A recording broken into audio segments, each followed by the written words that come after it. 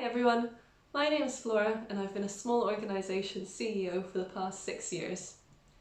During that time I found that there's a lot of information out there about leading, managing, running organisations, but it's all about how to do that in huge organisations, big multinational companies, and that while there are useful things in there, it's not that relevant when you're looking to run a small organisation. So I thought that I would set up this channel to pick out the sort of key lessons and key tidbits from the past 6 years in the hopes that if you're at the start of your journey or considering becoming a CEO, it helps you learn those things a bit faster than it took me to learn them. So this being my first video, I thought what better place to start than with some questions I think everyone should ask themselves before they become a CEO, to make sure that it's both the right role for you, but that it's also the right role at the right organisation for you. So let's get into it. Question 1, can I embody this organisation? I think this is an absolute crucial question because as CEO, you're often relied on to be the role model for the organisation's values, behaviours, work ethic, culture even. And you're often seen as the physical embodiment of the organisation. So it's really important that those things align with your innate natural values and behaviours so that you don't have two identities that are in conflict with each other, of you as the organisation and you as an individual. Because when that conflict arises, that can lead to a lot of internal tension and what's called cognitive dissonance. And that can lead to a lot of stress and even mental ill health where you struggle with having to portray something that isn't right for you. So absolute first question when you're looking at an opportunity at an organisation, can I embody this organisation? Question number 2 then is, do I care about this organisation and the work it does enough to put up with the downsides of being a CEO? So there's a lot that's said about, the glamour and the perks of being a CEO, but that all comes with a lot of hard work, a lot of responsibility, usually a lot of stress, sleepless nights, and negative aspects as well as the positive. And especially in a small organisation, it can often end up being that you are sort of the person that does everything that doesn't fit on anyone else's job description.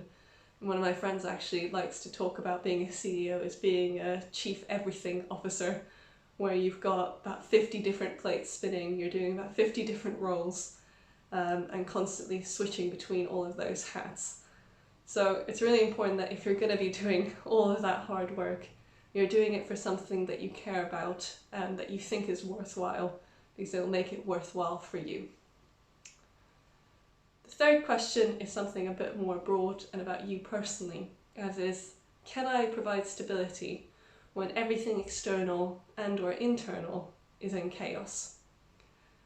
And this is a really important question because as CEO, you're often finding yourself that even though there's lots that you can control within your organisation, there's so much outside of that that is outside of your control and can suddenly cause those spinning plates to crash to the ground.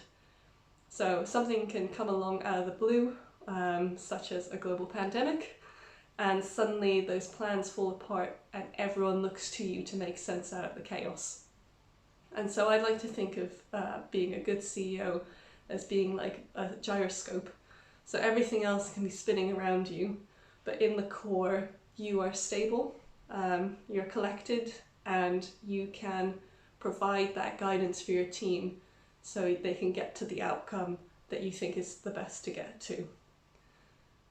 So also within that comes question number 4, which is, do I find it motivating to come up with a plan and then support the wider team to implement it, rather than doing the work myself?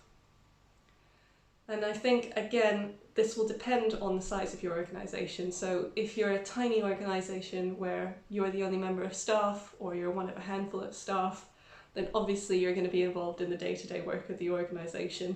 There won't be enough people to go around and you'll have to be. But the moment the organisation gets a bit bigger and a clear management structure gets put in place, even if it's just one level, you will already be slightly more removed from that day-to-day work. And so it's really important that even if you've poured your heart and soul into a plan for the organization, you can then take that plan and give it to your team and let go of that control of having to be the one who does it, and take on more of the role of being a multiplier for the team, where you support them to live out their potential so they can achieve the plan as best as they can, rather than being a hindrance to the team where you get all micromanaging and get in the way, and actually mean that a worse outcome occurs because you've not been able to let go. And the final question is, do I like people? So as a CEO, I would say sort of 90% of your job is dealing with people, and you need to be able to deal with people from a wide range of backgrounds, in a wide range of emotional states, in a wide range of relationships with you. They can be positive conversations, they can be neutral conversations, they can be negative, difficult conversations. And you need to be in a position where you feel comfortable in dealing with someone who maybe sitting in front of you in a flood of tears, or over the top joyous, and you need to be able to help them get through that and again get their best potential out of them for themselves and for the organization. So those are my top 5 questions. I'd say that I've ordered them in the order of priority. So if you can say yes to question 1 and question 2, fantastic. It's likely that that organization might be right for you. But if you're saying no to those questions or you're on the fence, then I would suggest, no matter how amazing the opportunity might be, it's probably not right for you, and it'll probably make you miserable, and ultimately it won't be right for you or the organization. So best probably to walk away and find something else.